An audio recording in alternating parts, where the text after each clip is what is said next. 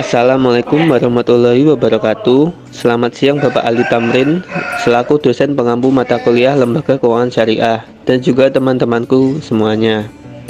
Di sini dari kelompok 4 akan mempresentasikan materi yang berjudul Baitul Ma'al wa Tamwil atau BMT. Sebelum itu, izinkan kami memperkenalkan anggota kelompok kami terlebih dahulu. Yang pertama, Noviana Ninda Rismawati. Kedua, Nur Aziz Tadiansyah. Ketiga, Rahmi Putri Damayanti. Keempat, Rian Wicaksono. Baiklah, selanjutnya langsung saja pemaparan materinya. 1. Pengertian BMT. BMT merupakan kependekan dari kata Balai Usaha Mandiri Terpadu atau Baitul Ma'al wa Tamwil, yaitu lembaga keuangan mikro (LKM) yang beroperasi berdasarkan prinsip-prinsip syariah. BMT sesuai namanya terdiri dari dua fungsi, yaitu 1. Baitul Tamwil, rumah pengembangan harta, yang bertugas melakukan kegiatan pengembangan usaha-usaha produktif dan investasi dalam meningkatkan kualitas ekonomi pengusaha mikro dan kecil dengan antara lain mendorong kegiatan menabung dan menunjang pembiayaan kegiatan ekonomi. Kedua, Baitul Ma'al, rumah harta, menerima titipan dana zakat, infak dan sedekah serta mengoptimalkan distribusinya sesuai dengan peraturan dan amanahnya.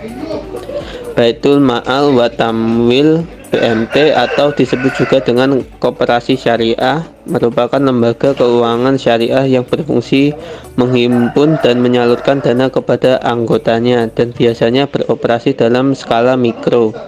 BMT terdiri dari dua istilah, yaitu Baitul Ma'al dan Baitul Tamwil.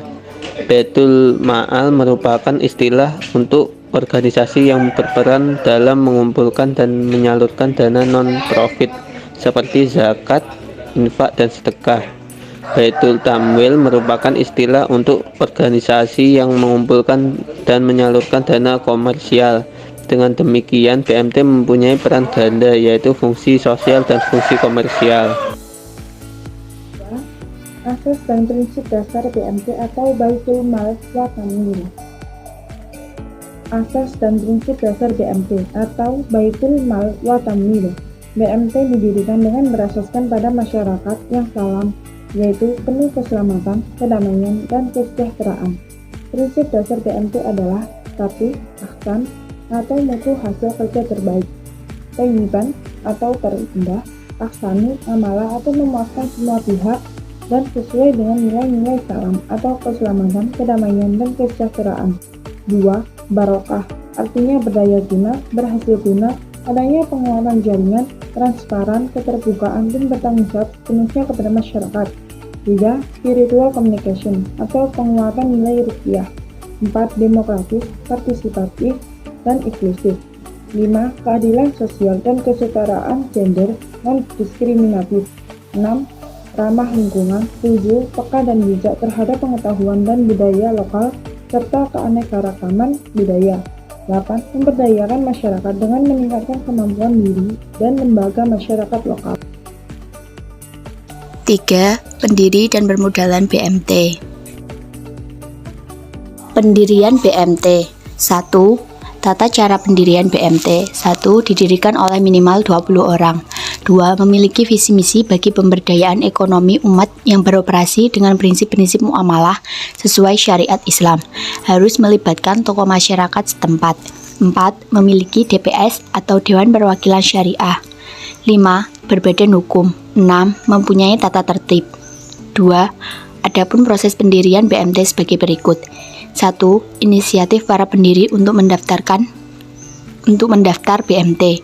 2. Analisis kelayakan oleh Pinbuk. 3. Pembentukan panitia persiapan BMT. 4. Penghimpunan modal awal. 5. Rekrutmen calon pengelola. Permodalan BMT. Analisis zikir terhadap permasalahan sumber permodalan bagi BMT memunculkan kesimpulan bahwa Zifwaf berperan penting sebagai solusi yang berzikir bagi permodalan BMT. Zikirnya terletak pada adanya keserasian skema arus kas penerimaan BMT atau petani. Keserasian ini timbul karena adanya kesatuan tujuan antara lembaga ZIF dan lembaga wakaf dengan BMT untuk mensejahterakan petani melalui program Zifwaf untuk petani Indonesia. Keserasian lembaga ZIF dan lembaga wakaf dengan BMT diwujudkan melalui pembentukan rumah biaya alternatif yang mendukung permodalan BMT. 4. Kegiatan usaha BMT atau Baitul Mal wa Tamwil. Kegiatan usaha BMT atau Baitul Mal wa Tamwil. BMT menjalankan berbagai jenis kegiatan usaha, baik yang berhubungan dengan keuangan maupun non-keuangan.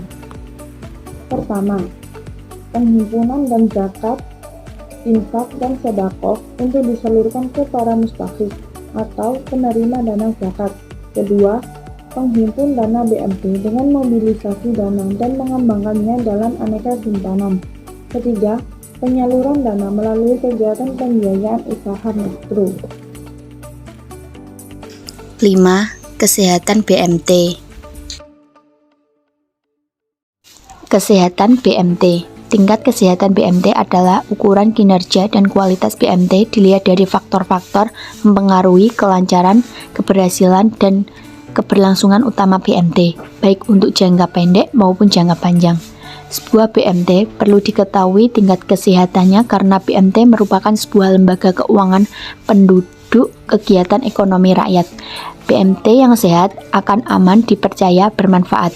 Aspek kesehatan BMT dapat dilihat dari aspek jasadiah meliputi kinerja keuangan, kelembagaan, dan manajemen. 2. Aspek ruhiyah meliputi visi dan misi BMT, kepekaan sosial, rasa memiliki yang kuat, dan pelaksanaan prinsip-prinsip syariah.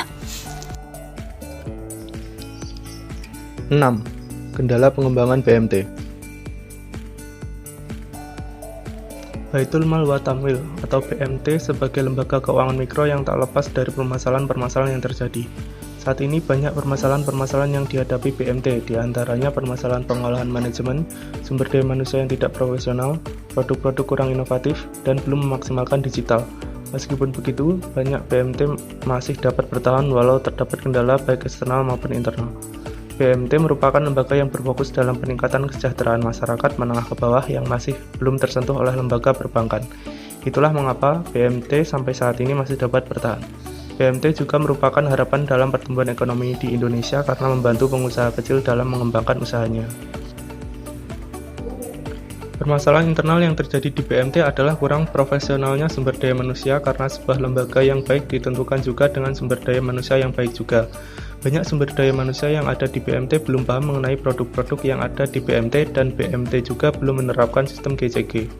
Para pendiri BMT dan para pengelolanya masih dalam satu hubungan keluarga, sehingga jika terjadi sebuah permasalahan maka akan sulit dalam memberi peringatan.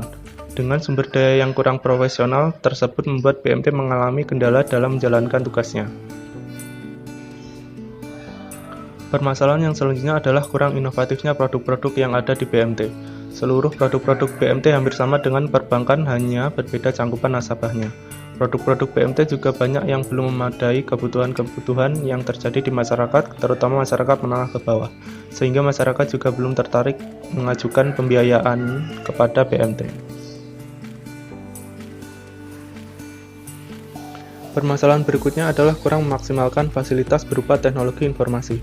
Banyak BMT yang belum menggunakan digital dalam produk-produknya, sehingga masyarakat lebih tertarik di perbankan karena perbankan sudah menerapkan digitalisasi dalam produknya seperti adanya m-banking, internet banking, dan lain-lain, sehingga masyarakat lebih mudah dalam melakukan transaksi dengan adanya produk digital tersebut. 7. Strategi pengembangan BMT.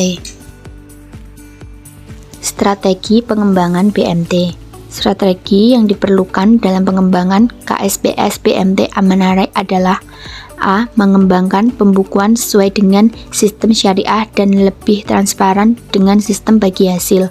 B. Memanfaatkan dukungan pemerintah terhadap perkembangan syariah dan meningkatkan jenis-jenis produk syariah. C.